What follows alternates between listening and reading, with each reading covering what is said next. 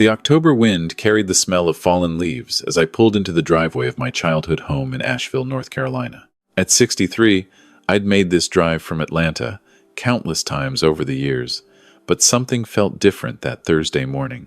The maple trees my father had planted 40 years ago were ablaze with autumn colors, and the house looked exactly as I remembered it, white clapboard siding and all. Mom had called me 3 days earlier, her voice thin and tired, asking if I could come up for a visit. She'd sounded off, but at 86, she was entitled to some bad days. I'd left Atlanta at 4 in the morning to beat the traffic, planning to spend the long weekend helping Mom with whatever she needed. My wife, Patricia, had encouraged me to go, even though it meant missing our grandson's soccer game. "Your mother needs you," she'd said, and she was right. Ever since Dad passed 2 years ago, Mom had been struggling to maintain the house and her independence. The front door was unlocked, which immediately set off alarm bells in my head. Mom was always careful about locking doors, a habit from her years as a school principal. I pushed it open slowly, calling out, "Mom, it's Richard. I'm here." Silence. My heart started pounding as I stepped into the foyer. The house was too quiet. No television playing her morning news shows. No classical music from her ancient radio in the kitchen. I moved quickly through the living room, my footsteps echoing on the hardwood floors. "Mom?" I called again, louder this time. That's when I heard it. A low moan coming from upstairs. I took the stairs 2 at a time, my knees protesting the sudden exertion, and found my mother's bedroom door ajar. She was lying on the floor beside her bed, still in her nightgown, her face pale and twisted in pain. "Mom!" I dropped to my knees beside her, my hands shaking as I checked her pulse. It was there, steady but weak. "Can you hear me? What happened?" Her eyes fluttered open, cloudy and unfocused. "Richard, when did you get here?" "Just now." "Stay still. I'm calling an ambulance." I pulled out my phone and dialed 911, giving them the address while keeping one hand on Mom's shoulder. She felt cold to the touch. The dispatcher assured me the ambulance was on its way, asking me questions I could barely focus on. How long had she been on the floor? I didn't know. Was she conscious? Barely. Any visible injuries? Her left hip looked wrong, twisted at an angle that made my stomach turn. "Your brother was supposed to check on me," Mom whispered, her voice so faint I had to lean in close to hear her. "He said he'd come yesterday." My brother, Daniel. The name sent a chill through me that had nothing to do with the October morning. Daniel was 5 years younger than me, never married, and had been living in Charlotte for the past decade working in real estate. Or at least, that's what he told everyone. Our relationship had been strained for years, ever since Dad's funeral, when he'd asked, in front of everyone, when we were going to settle Dad's affairs. "When did you last see Daniel?" I asked Mom, trying to keep my voice calm. "Tuesday. He brought some papers." Her eyes drifted closed again, said it was important. "For the house. Papers. For the house." Something cold settled in my chest, but I pushed it aside. Right now, the priority was getting Mom to the hospital. The ambulance arrived within 10 minutes, and I rode with Mom to Mission Hospital, holding her hand while the paramedics worked. She drifted in and out of consciousness, mumbling about the papers, about Daniel, about needing to sign something. The paramedic caught my eye and shook his head slightly. "Possible hip fracture, and she's showing signs of dehydration. How long do you think she was down?" "I don't know. I just got here." The guilt was already starting to set in. I should have come sooner. I should have insisted on visiting more often after Dad died. At the hospital, they rushed Mom into emergency surgery for a broken hip. The doctor, a young woman with kind eyes, explained that at Mom's age, this was serious. The surgery went well, but recovery would be long and difficult. She'd need around-the-clock care for weeks, possibly months. "Does she have someone who can stay with her?" the doctor asked. "Or we can discuss nursing home options." "She has me," I said firmly. "I'll take care of her." I called Patricia from the hospital waiting room, explaining the situation. She was supportive, as always, telling me to stay as long as I needed. I called my boss next, explaining I'd need to work remotely for a while. Then I sat in the uncomfortable plastic chair and waited, my mind churning over what Mom had said. Papers. For the house. Daniel bringing papers on Tuesday. Today was Thursday. Mom had been on that floor for potentially 2 days, and my brother, who was supposed to check on her, hadn't shown up. I pulled out my phone and called Daniel. It rang 4 times before going to voicemail. Daniel, it's Richard. Mom's in the hospital. Broken hip. Call me back immediately. I hung up and stared at the phone, waiting. Nothing. An hour later, I was sitting by Mom's bedside in recovery when my phone finally rang. Daniel's name flashed on the screen. About time, I said, not bothering to hide my anger. Where were you? Mom's been on the floor for 2 days. What? What are you talking about? Daniel's voice sounded off, distracted. I saw her on Tuesday. She was fine, and you were supposed to check on her yesterday. That's what she said. A pause. I got busy. I had a closing. Is she okay? She has a broken hip, Daniel. She's 86 years old, and she was lying on the floor of her bedroom for God knows how long. No, she's not okay. Well, I didn't know that would happen. Look, I'm glad you're there. Actually, this is good timing. While you're at the house, there are some documents on the kitchen table. Mom signed them on Tuesday, but they need to be notarized.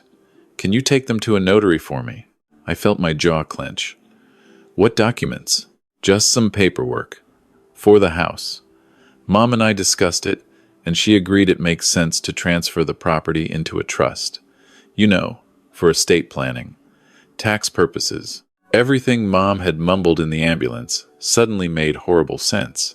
You had our 86-year-old mother, who was clearly not well, sign estate papers? She was fine on Tuesday, lucid as anything. This is a good thing, Richard. It protects her assets. I'm not touching any documents until I see them and talk to a lawyer. And you need to get up here. Now. I can't just drop everything. I have clients, commitments.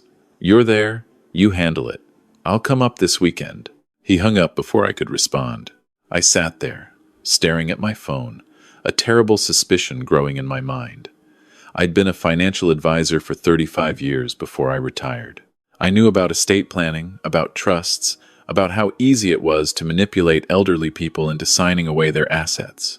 And I knew my brother was in debt. He'd let that slip during one of his rare visits, complaining about the real estate market, about bad investments, about needing a break.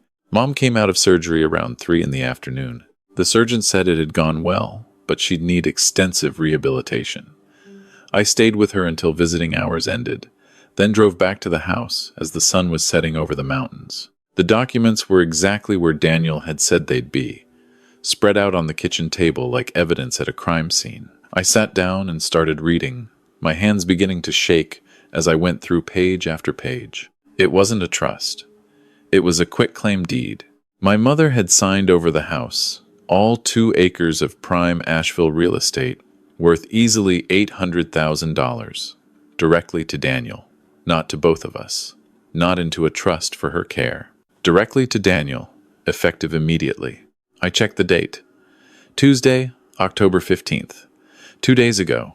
The signature looked like Mom's, but the loops were shaky, uncertain, not her usual firm hand. There was a witness signature, too, someone named Jennifer Hartley, with a Charlotte address. I pulled out my phone and took photos of every page, then called my lawyer friend, Marcus, even though it was past business hours. He owed me a favor from when I'd helped him sort out his retirement accounts, and he'd always told me to call if I needed anything.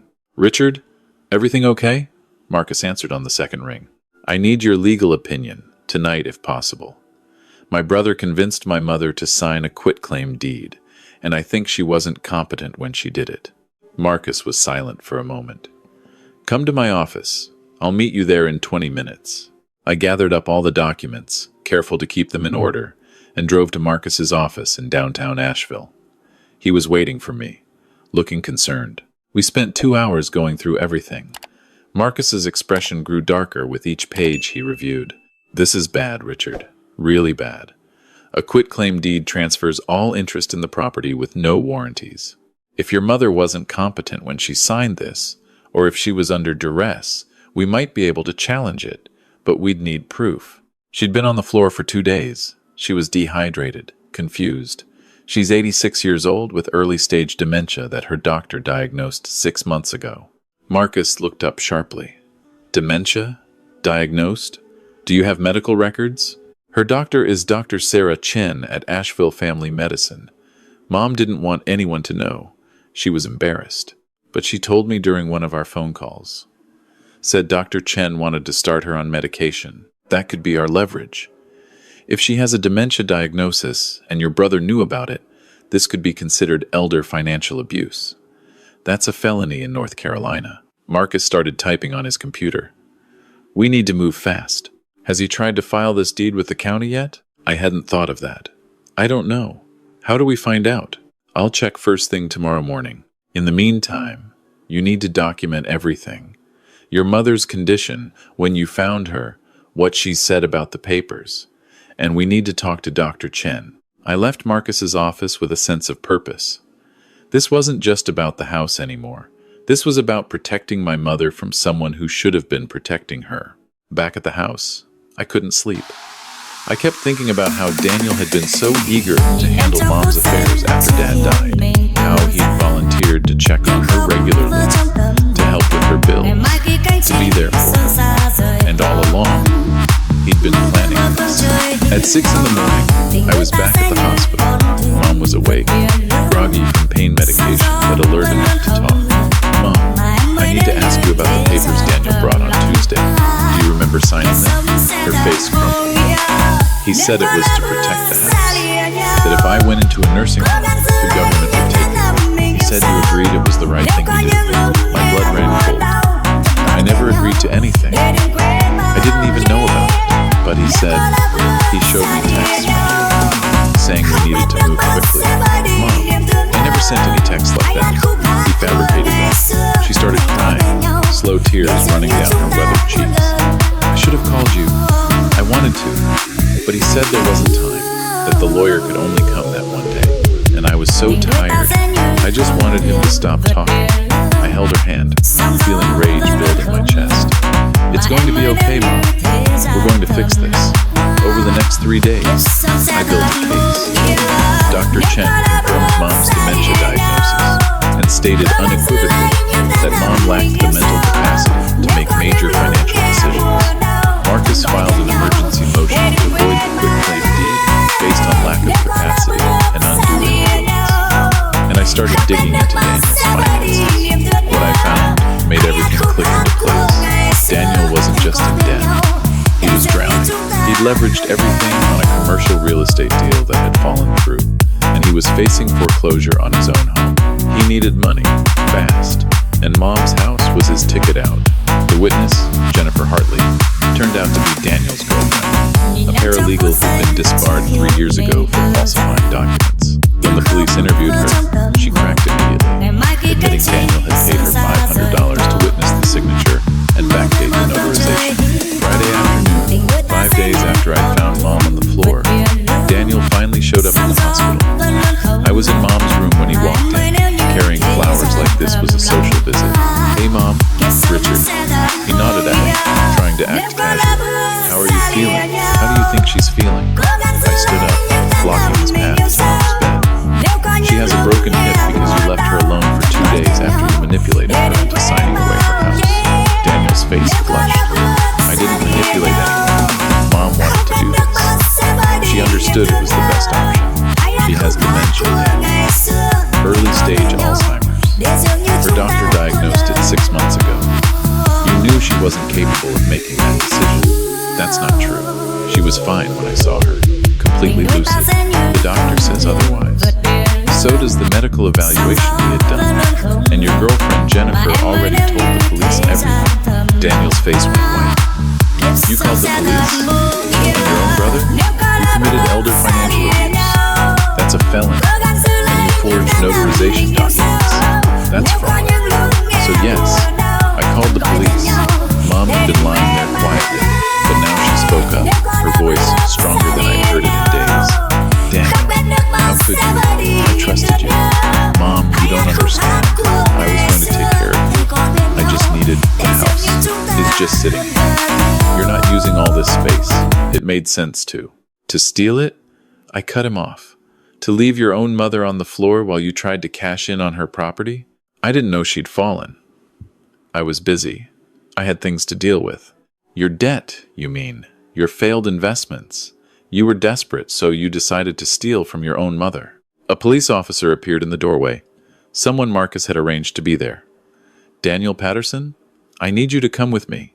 We have some questions about a real estate transaction.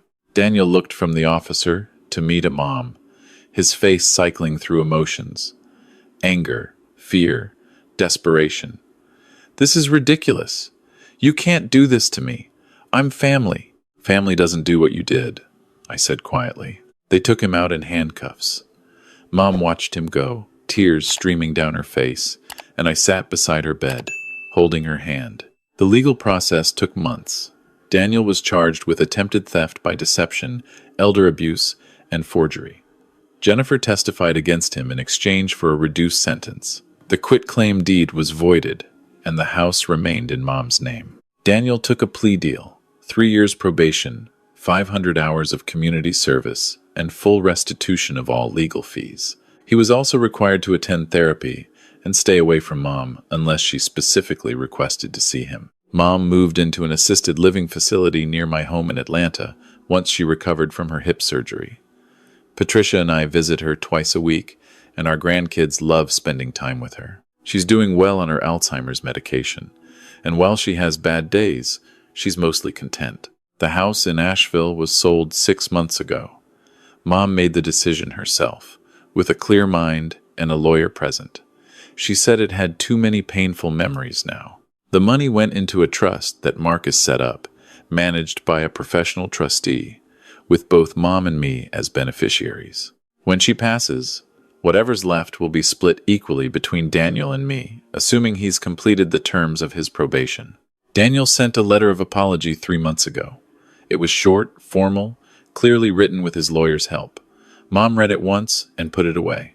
She hasn't decided if she wants to see him again.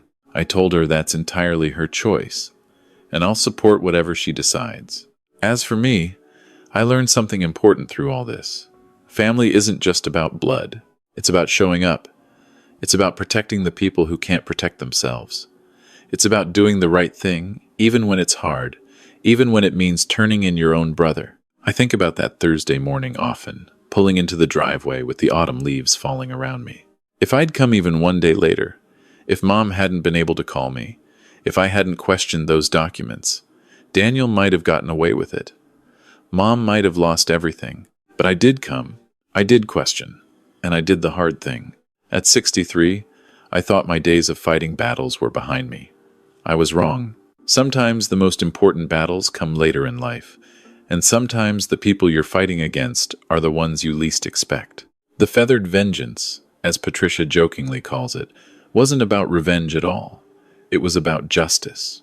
It was about protecting someone I love, and it was about standing up to betrayal, even when that betrayal comes from inside your own family. Mom's safe now. That's what matters. Daniel lost more than just the house. He lost his mother's trust, his brother's respect, and his own integrity. Those are things you can't get back with a deed or a legal document. I returned home from that business trip to Atlanta eventually, but a part of me stayed in Asheville, in that house where I grew up, where my father planted those maple trees, where my mother raised 2 sons and hoped we'd always look out for each other. One of us did, and I'll keep doing it, for as long as she needs me, because that's what family really means.